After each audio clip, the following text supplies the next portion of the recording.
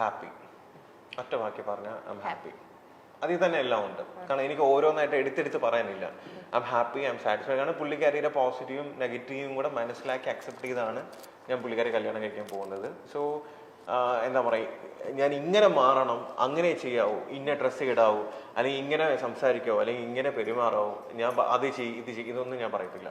നിനക്ക് എന്താണ് ശരിയെന്ന്, നീ അത്യാവശ്യം മെച്ചറാണ്, നിനക്ക് എന്താണ് ശരിയെന്ന് തോന്നുക, നീ അത് ചെയ്യുക. എന്റെ അടുത്ത് കുറെ ഫ്രണ്ട്സ് ഒക്കെ നമ്മൾ സ്റ്റാർട്ടിങ്ങിലൊക്കെ പലർക്കും ഒരു വിചാരം ഉണ്ടായിരുന്നു ഞാൻ മെയിൽ ഷോവിനിസ്റ്റ് ആണ്. പിന്നെ എനിക്ക് ആ ഒരു പേരുണ്ടായിരുന്നു സ്റ്റാർട്ടിങ്ങിൽ. കാരണം എന്താണെന്ന് വെച്ചാൽ കുറെ ഒത്തിരി പേര് എന്റെ അടുത്ത് പറഞ്ഞിട്ടുണ്ടായിരുന്നു ആള് ഭയങ്കര ടോക്സിക് ആണ് പുടി, നിന്റെ ഇത്രയും ഡ്രീംസും കാര്യങ്ങളൊക്കെ ഉണ്ടായിട്ട് നീ ഇങ്ങനെ ഒരാളെ നോക്കി നിന്റെ എല്ലാ സ്വപ്നങ്ങളും അവിടെ അവസാനിക്കും, അതുകൊണ്ടാണ് ഞാൻ കുറച്ച് ടൈം സ്പെൻഡ് ചെയ്ത് നോക്കാം എന്നൊക്കെ ഉള്ള ഒരു സമയം പറഞ്ഞത്.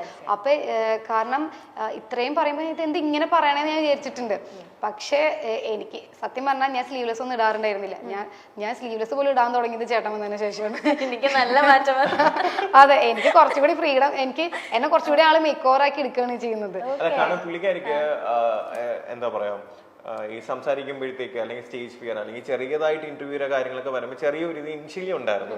പക്ഷെ അതൊക്കെ എന്ത് ചെയ്തു, ഗ്രാജുവലി എന്ത് ചെയ്തു, ഭയങ്കരമായിട്ട് മാറി. ഇപ്പൊ കണ്ട ബോൾഡായിട്ട് ഇരുന്ന് സംസാരിക്കുന്നുണ്ട്. ഞാൻ ഇങ്ങനെ ഇരുന്ന് ഇങ്ങനെ ഒരു സൈഡിൽ ഇരുന്ന് ഇങ്ങനെ കേട്ടോണ്ടിരിക്കുകയാണ്. പക്ഷെ പറയുന്ന കാര്യങ്ങള് ക്രിസ്പായിട്ട് എന്ത് ചെയ്യും, ഷോർട്ട് ആൻഡ് ക്രിസ്പായിട്ട് കാര്യങ്ങളെല്ലാം കറക്റ്റ് ആയിട്ട്. എനിക്ക് കോളേജിൽ പഠിക്കുന്ന സമയത്ത് ഓൺ സ്റ്റേജ് പെർഫോമർ ഒന്നും ആയിരുന്നില്ല. എനിക്ക് ഭയങ്കര പേടിയാ, സ്റ്റേജ് ഫ്രണ്ട്സ് ഭയങ്കരമായിട്ടുണ്ട് എനിക്ക്.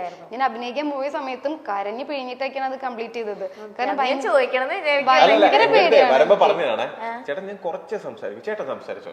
പിന്നെ നമ്മുടെ ഒരു കംഫർട്ട് സോണിൽ എത്തിക്കഴിഞ്ഞാൽ കുഴപ്പമില്ല. പക്ഷെ ഇപ്പൊ എനിക്ക് പിന്നെയും പ്രശ്നമില്ല.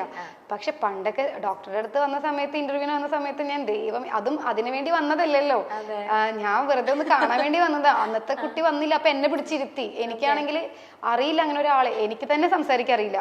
ആ സമയത്ത് ഞാൻ വേറൊരാൾ ഇന്റർവ്യൂ ചെയ്യണം പറയുമ്പോൾ ഞാൻ ആകെ കിളി പോയിട്ടാണ്. അതെ, അപ്പൊ അതുകൊണ്ട് ഞാൻ ഇങ്ങനെ മിണ്ടാതെ ഇങ്ങനെ നോക്കിയിരുന്നതൊക്കെ. പക്ഷെ ഇപ്പൊ എനിക്ക് ആ പേടിയില്ല. ഇപ്പൊ ഞാൻ മീഡിയ കാണുമ്പോൾ സംസാരിക്കുന്നുണ്ട്. അപ്പൊ ഞാൻ എൻ്റെ ചില കാര്യങ്ങളൊക്കെ ഏറ്റവും വേസ്റ്റ് ആയിട്ടുള്ള ഒരാളാണ് ഞാൻ എനിക്ക് തോന്നിയിട്ടുണ്ട്. കാരണം എനിക്ക് സോഷ്യലി എല്ലാവരുമായിട്ട് പരിചയമില്ലാത്ത ആൾക്കാരായിട്ട് സംസാരിക്കാൻ ഭയങ്കര ഓക്വേർഡ് ആയിരിക്കും. പിന്നെ അതുപോലെ സ്റ്റേജ് ഫിയറൻസ്, പിന്നെ എൻ്റെ കമ്മ്യൂണിക്കേഷൻ സ്കിൽ എന്ന് പറഞ്ഞാൽ ഭയങ്കര അടിപൊളിയായിട്ടുള്ള ആളല്ല. എൻ്റെ ഹിന്ദി ഒക്കെ കേട്ടിട്ടുണ്ടെങ്കിൽ എൻ്റെ സ്റ്റാഫിന് മാത്രം മനസ്സിലാവുള്ളൂ എൻ്റെ ഭാഷ. ശരിക്കും ഹിന്ദി അറിയുന്ന ആൾക്കാരാണ് എന്നെ തല്ലിക്കൊല്ലും. അപ്പോൾ ഇത് ഒന്നും അറിയാത്ത ഒരാളായിരുന്നു ഞാൻ പണ്ട്, ഒന്നിനെ കുറിച്ച് അറിയില്ല. എൻ്റെ ഒരു കംഫർട്ട് സോൺ ഉണ്ട്, എൻ്റെ വീട്ടുകാർ, എൻ്റെ ഫ്രണ്ട്സ് ഭയങ്കര ഹാപ്പി. ഇതിൻ്റെ ഈ ഒരു വട്ടം വരച്ച എൻ്റെ പുറത്തേക്ക് എനിക്ക് പോകേണ്ടി വന്നിട്ടില്ല. അതുകൊണ്ട് തന്നെ എനിക്ക് പുറത്തുനിന്ന് ആരെങ്കിലും വന്നാൽ ഞാൻ ദൈവം മിണ്ടണോ അല്ലെ എന്താ ചെയ്യണം, അങ്ങനെ ഭയങ്കര ഓക്വേർഡ് ആയിരുന്നു. നമുക്ക് ലൈഫിൽ എന്തും ചെയ്യാൻ പറ്റും എന്നുള്ളതിൻ്റെ ഏറ്റവും വലിയ എക്സാമ്പിൾ ഞാൻ തന്നെ ആയിരിക്കും എനിക്ക് തോന്നുന്നു. കാരണം ഒരു റെസ്പോൺസിബിലിറ്റീസും ഏറ്റെടുക്കാൻ പറ്റാത്തൊരു വ്യക്തിയായിരുന്നു ഞാൻ. ഞാനാണ് ഇപ്പോൾ ഒരു ബിസിനസ് ചെയ്യണത്. അതുപോലെ ഒരു മീഡിയയുടെ മുമ്പിലോ അറ്റ്ലീസ്റ്റ് ക്ലാസ്സിലൊക്കെ സെമിനാർ അവതരിപ്പിക്കുമ്പോൾ പോലും നീ പോ എന്നൊക്കെ പറഞ്ഞിട്ട് അപ്പുറത്തിരിക്കുന്ന കൂട്ടിനെ പിടിച്ച് ഞാൻ പിന്നെ പോന്നൊക്കെ പറഞ്ഞിട്ട് ഞാനാണ് ഇപ്പൊ ഈ അടുത്ത് മീഡിയയുടെ അടുത്ത് സംസാരിക്കുന്നിട്ട് എന്റെ ക്ലാസ്മേറ്റ്സ് പുടി നീ ഇങ്ങനെയൊക്കെ സംസാരിക്കോ, കാരണം കൈയൊക്കെ വിറച്ചിരിക്കുന്ന ഒരാളായിരുന്നു ഞാൻ ക്ലാസ്സിൽ പഠിക്കുമ്പോൾ. ആരും എന്നെ കണ്ടിട്ടില്ല, ദേഷ്യപ്പെട്ട് പോലും എന്നെ കണ്ടിട്ടില്ല ആരും. അപ്പൊ ഞാൻ കുറച്ച് റൂഡായിട്ട് സംസാരിക്കുമ്പോൾ ഞങ്ങളാരും കണ്ടിട്ടില്ല. ഞാൻ പറയാൻ വന്നത് അതെ, ക്യാമറ എല്ലാം ഉണ്ട് കേട്ടോ, ഇതെല്ലാം റെക്കോർഡ് ചെയ്യുന്നുണ്ട്. ആള് സംസാരിച്ചു തുടങ്ങിയല്ലേ, ഇപ്പൊ നിർത്തത്തില്ല എന്ന് വെച്ചാൽ അങ്ങ് സംസാരിച്ചുകൊണ്ടേയിരിക്കും. അങ്ങനെയല്ല, ഞാൻ ഇപ്പൊ നോക്കണ്ടേ നിങ്ങൾ കാര്യം പറയുന്നതൊക്കെ സംസാരിച്ചുകൊണ്ടേ ഇരിക്കുക. മറ്റേ എയർപോർട്ടിൽ വെച്ചിട്ട് ഞാൻ കുറച്ച് റൂഡാണോ ഒന്നും അറിയില്ല, പക്ഷെ ഞാൻ അത്ര പോലും ഞാൻ സംസാരിക്കാറുണ്ടായിരുന്നില്ല. പക്ഷെ എനിക്ക് മനസ്സിലായി ഒരു ലൈഫിൽ ഒരു സ്റ്റേജ് എത്തുമ്പോൾ നമ്മൾ സംസാരിച്ച് പോവും.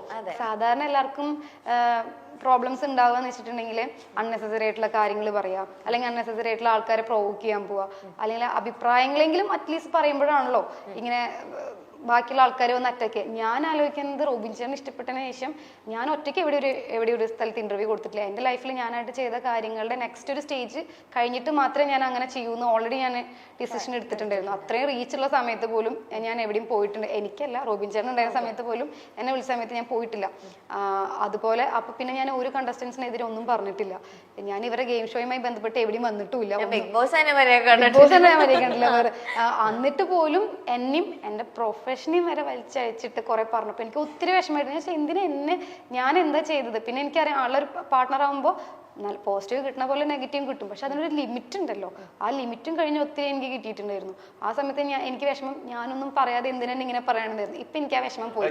ഞാൻ ഇടയ്ക്ക് ചോദിക്കാറുണ്ട്, കാരണം എന്നെ ഇഷ്ടപ്പെട്ടു എന്ന് പറഞ്ഞ ഒറ്റ കാര്യം കൊണ്ട് ഒരുപാട് വഴക്കും ചീത്തവിളിയും കേട്ടോണ്ടിരിക്കുന്ന ആരൊക്കെ റാൻഡമായിട്ടുള്ള ആൾക്കാരാവും കാരണം വേറൊരു പെൺകുട്ടിയാണെന്നുണ്ടെങ്കിൽ ഞാൻ എന്തിനും ഇത് കേൾക്കേണ്ട കാര്യം കാണും, ഇതിൽ നിന്നും ബെറ്റർ ആയിട്ടുള്ള ഒരു ഓപ്ഷൻ എനിക്ക് കിട്ടത്തില്ല, എന്തിനാ ഞാൻ ഇങ്ങനെ കേട്ടോണ്ടിരിക്കുന്നതെന്ന് പലർക്കും ചിലപ്പം പലരും ചിന്തിക്കാം. പക്ഷെ അങ്ങനെയുള്ള സമയത്തും പുള്ളിക്കാരൻ എന്ത് ചെയ്തു, അതിലൊന്നും ബോധർ ചെയ്തില്ല.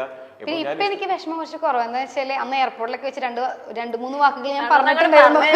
അതെ, ഇനി കേട്ടല്ലോ, ഓക്കെ അന്ന് ഞാൻ റിയാക്ട് ചെയ്തിട്ടുണ്ടായിരുന്നല്ലോ, അതിന്റെ ബാക്കി കിട്ടിക്കോട്ടെ എന്നുള്ളൊരു സമാധാനം ഉണ്ട്. മറ്റത് എനിക്ക് വിഷമമായിരുന്നു, കാരണം ആ പരിസരത്തേക്ക് വരാതെ ഞാൻ എന്റെ പ്രൊഫഷൻ മാത്രം നോക്കി പോവാ. അപ്പൊ എന്നെ എന്റെ പ്രൊഫഷനെ വലിച്ചിട്ടിട്ട് ഇങ്ങനെ എന്നിട്ടും ഞാൻ റിയാക്ട് ചെയ്യുന്നില്ല. ഇപ്പോഴും അതിനെ റിയാക്ട് ചെയ്തിട്ടില്ല, ഒന്നും പകരമായിട്ട് ഞാൻ സംസാരിക്കാൻ വന്നിട്ടില്ല. എന്നിട്ട് എന്തിനാ അങ്ങനെ പറയണേന്ന് ഒരു തോന്നലുണ്ടായിരുന്നു. പക്ഷെ ഇപ്പൊ ഞാൻ അന്ന് ഒന്ന് രണ്ട് സ്ഥലത്തൊക്കെ കുറച്ച് മറുപടികളൊക്കെ പറഞ്ഞിട്ടുണ്ടായിരുന്നു പ്രതികാരമല്ല, കുറച്ച് പറഞ്ഞിട്ടുണ്ടായിരുന്നു അത്ര പോലും.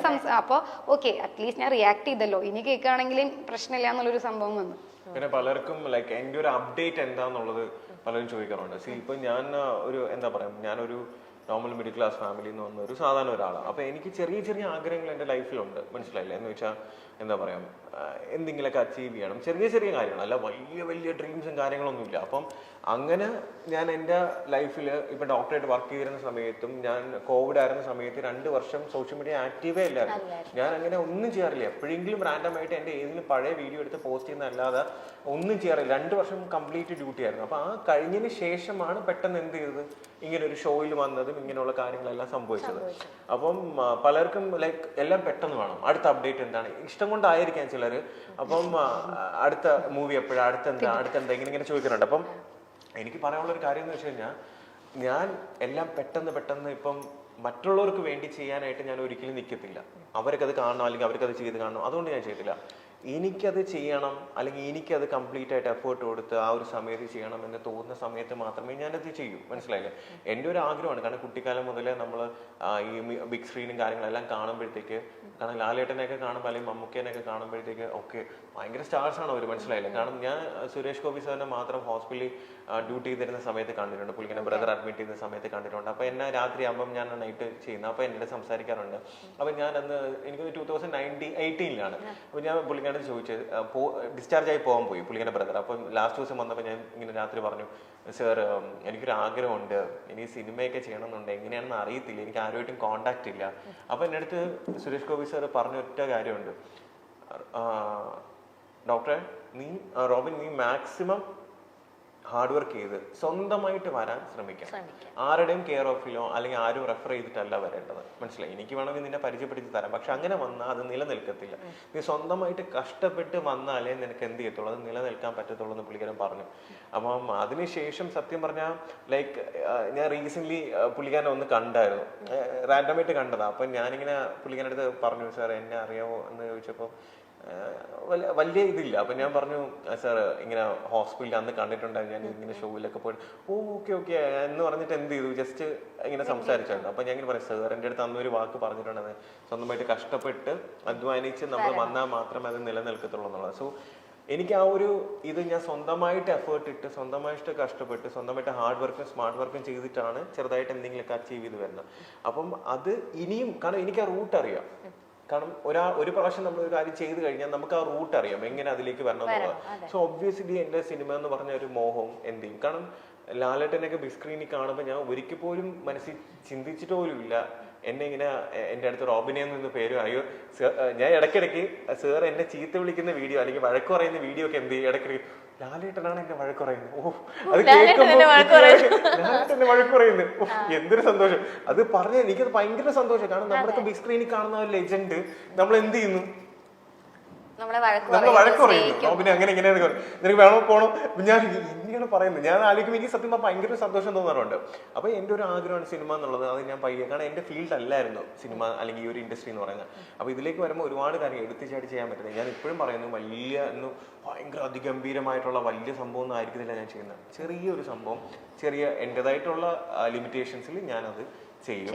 അത് എന്നെ ഇഷ്ടമുള്ളവർ കാണുക, സപ്പോർട്ട് ചെയ്യുക, അനുഗ്രഹിക്കുക, ഇങ്ങനെ. കാരണം ഞാൻ പറയില്ലേ, എനിക്ക് എല്ലാവരും എന്താണ് റോബിൻ അച്ചീവ് ചെയ്തത്, എന്താണ് റോബിൻ്റെ അച്ചീവ്മെന്റ് എന്നാണ്.